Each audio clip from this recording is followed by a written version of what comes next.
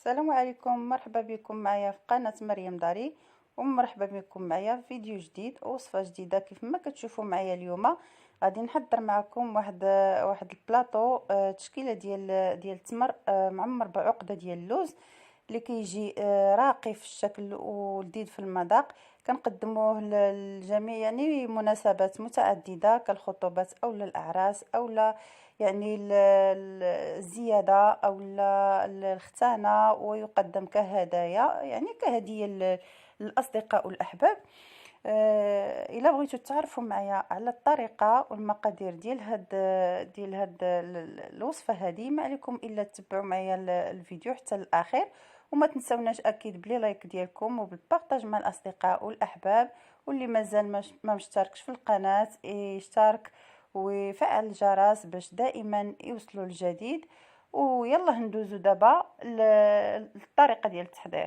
بالنسبه كيف ما كتشوفوا معايا المكونات اللي غادي نحتاج لهذا التمر هذا معمر، كنحتاج هنايا عندي كيلو ديال التمر من نوعيه جيده، التمر ديال المجهول. كنحتاجوا العقده ديال اللوز.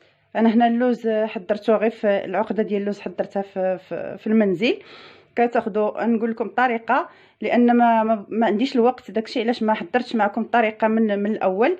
كناخذ اللوز، يعني كناخذ واحد الطنجره فيها الماء وكنديرو حتى كيغلي مزيان.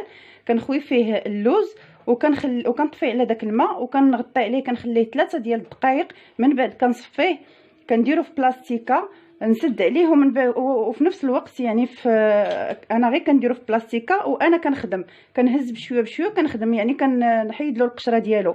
بمعنى عندنا في المغربيه كنفسخوا اللوز صافي وكنخليوه كينشف لمده ليله كامله. الا كان عندكم الوقت، ما كانش عندكم راه ساعتين كافيه باش تنشف، باش ينشف لينا اللوز. من بعد كناخذوه كنطحنوه الطحنه الاولى في الطحانه. انا عندي طحانه ديال اللوز، كنطحنوا الطحنه الاولى، والطحنه الثانيه كندير له مثلا نص كيلو ديال اللوز، كندير له 250 غرام ديال سكر سنيده. وملي كيتطحن مزيان كيولي عندي عجينه بحال هكا، كندير معاه معلقه ديال الزبده وشويه راس معلقه ديال القرفه وجوج معالق ديال المزهر صافي. كتكون عندي العقده بحال هكا موجوده. بالنسبه للعقده هي هذه. كنحتاج هنا شويه ديال اللوز كونكاسي، حتى هذا حضرته غير عندي في المنزل، خديت من داك اللوز وهرمشته ودوزته شويه في المقله حتى نشف. هنا كنحتاج شويه ديال المزهر باش نمسح التمر، وشويه ديال هذه النكهه ديال البيستاش، هذه هي اللي غادي نلون بها هذا اللوز كونكاسي ديالي. وبالنسبه للتزيين راه كيبقى على حسب الاختيار، انا اختاريت هاد العقيق هذا في الالوان. صافي على بركه الله. دابا غادي ندوز باش اول حاجه غادي نمسح التمر ديالي ضروري بمزهر. ناخذ واحد المنديل الورقي، كندير في مزهر وكنمسح التميرات ديالي مزيان حتى كيتمسحوا من الغبره، لان دوك التكامش اللي كيكونوا فيهم شويه ديال الغبره، وغادي نعطيوهم واحد اللمعان. صافي كنستمر بحال هكا حتى كنمسح التمر كامل.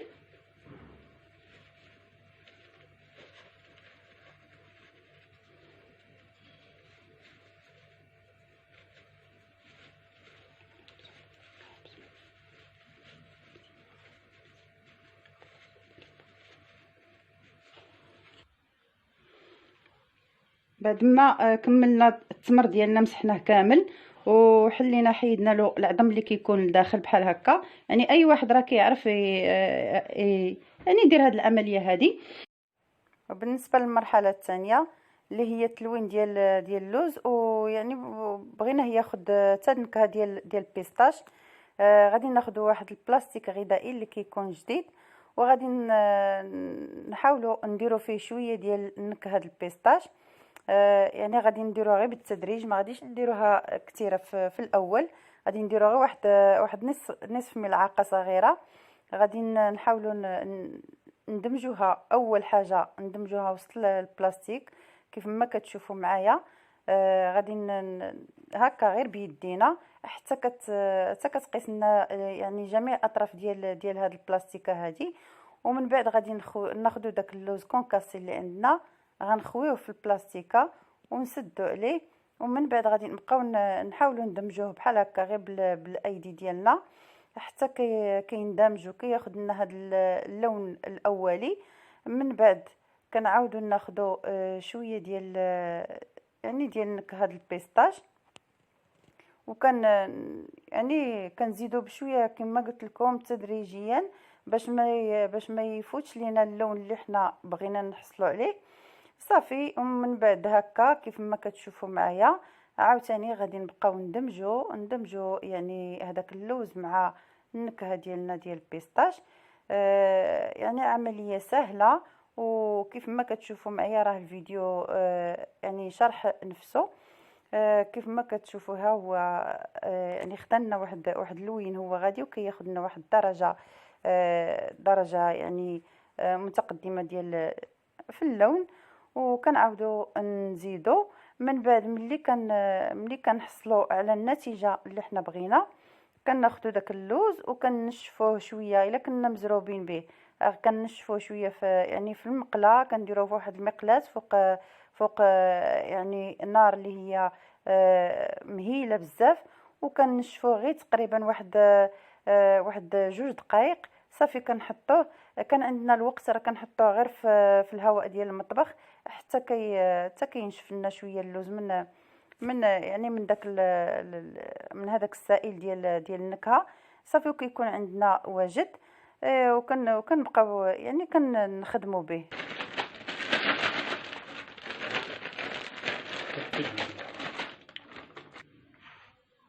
كيف ما كتشوفوا معايا البيستاش هذاك اللوز اللي منكه بالنكهه ديال البيستاش، ها هو اللون اللي عطى يعني لون زوين خدنا اللون ديال البيستاش. خليته نشف واحد شويه. نتوما ما كانش عندكم الوقت غديروا غير واحد تقريبا 2 دقائق في المقله يعني فوق البوطه عافيه مهيله اكيد باش ما يتحرقش لكم. صافي وكدوزوه غير في المقله واحد شويه كيجي بحال هكا كيجي زوين.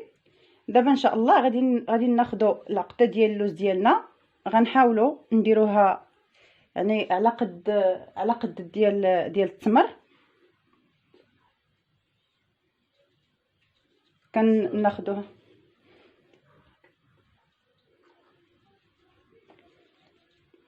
بحال هكا يعني وناخذوا تميره ما فيها باس باش نعبروا. غادي ناخذوا واحد التميره بحال هكا ونشوفوا القياس واش هو هذاك ولا لا. دابا جا القياس هو هذاك. دابا غادي نديروا لها اول حاجه غادي نديروا البيستاش اللوز اللي يعني بنكهه البيستاش. غادي نحاولوا نلصقوه هنا مزيان كيجي على هذا الشكل هذا كيجي زوين في المنظر.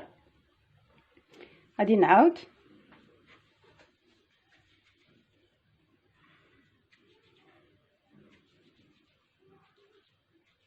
بغيتو نتوما تحربلوا العقده ديال اللوز كلها يعني تحربلوها حتى كتكملوها كامله عاد كتبداو تعمروا. انا دابا غير بغيت نوريكم من بعد راه غادي نكمل غير انا بوحدي يعني غادي نكمل العمليه. غادي نديرها وسط التمره الحبه ديال التمر وغادي نحاول نقادها وندير لها بحال هكا هاد الديكور هاد الحجيرات هادو ديال الخاصين بالحلويات. نحاولوا نديروا لها من الجوانب باش كتعطينا واحد المنظر زوين.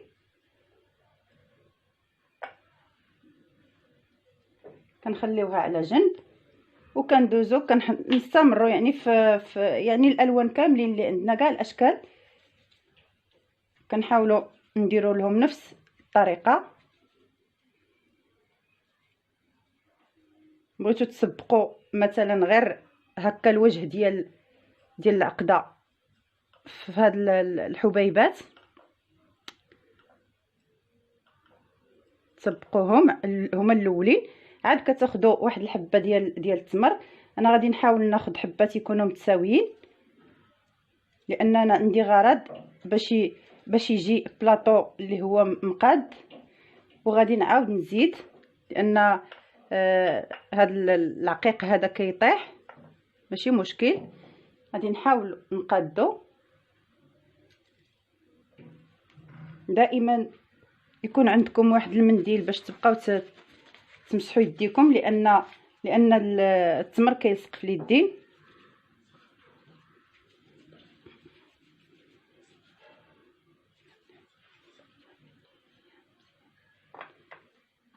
ناخذوا التميرات كما قلت لكم يكونوا متقايسين، يعني في نفس القياس.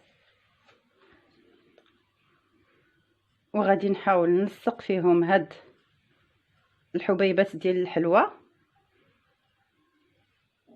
كيف ما كتشوفوا معايا. كيعطيو واحد المنظر زوين وكيعطيو واحد الجماليه للبلاطو ديالنا. صافي كنبقاو مستمرين على هاد الطريقه هذه حتى كنكمل العقده ديال اللوز ديالي كامله والحبات ديال التمر. وغادي نرجعوا ان شاء الله باش تشوفوا الشكل النهائي ديال البلاطو كيفاش كيجي.